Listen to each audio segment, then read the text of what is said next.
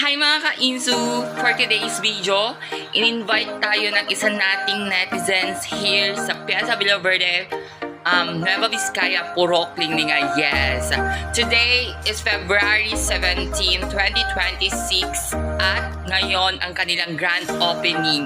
Ang kanilang shop is Boss M Bakery Shop. Kaya kayo mga ka-Insu, if nagugutom kayo or something na narinig nyo yung Boss M, amo yun, taga-toy, ayan, may aday. So ngayon, itutur ko kayo sa kanila at ipapatikim ko sa inyo kung ano yung mga product nila, like mga something na gano'n. I'm so excited! Inuwian ko talaga to, galing pa ako ng Lamot, papunta dito sa Piazza para matikman lang yung kanilang product. Kaya mga ka-Insu, kaduan nyo ako! So, we're here na nga at Purok, Linglinga, Piazza Villaverde, Nueva Vizcaya. Andito tayo ngayon sa harap ng Boss M Bakery Shop. At ngayon, ipapatikim ko sa inyo ang pinakamasarap na tinapay sa balat ng lupa. Yes! Kaya mga ka-Insu, kaduan nyo ako! So, yun na nga, dito tayo sa kanilang pwesto at meron sila ditong buns big. Yung buns na keme-kemeng natural lang pero masarap. Tapos meron silang loaf bread.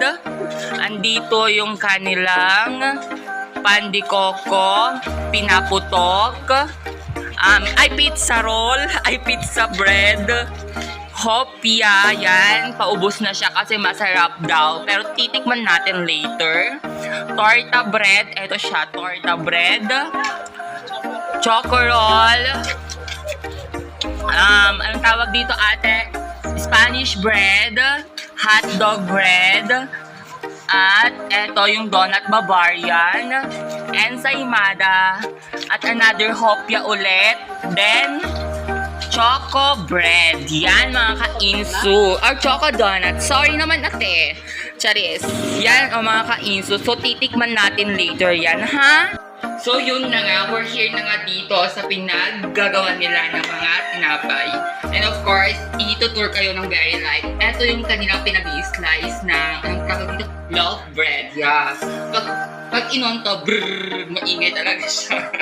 Then, ito yung mga pinaglalagyan nila ng mga nagawa nila at yung pinag-aalsahan ng kanilang mga bread, of course. At ito yung kanilang oven na saktohan namin laki, so perfect, malinis din sa loob, at super safe siya. At madami din dito na super sanitize lahat ng kanilang mga equipments, like what. At syempre,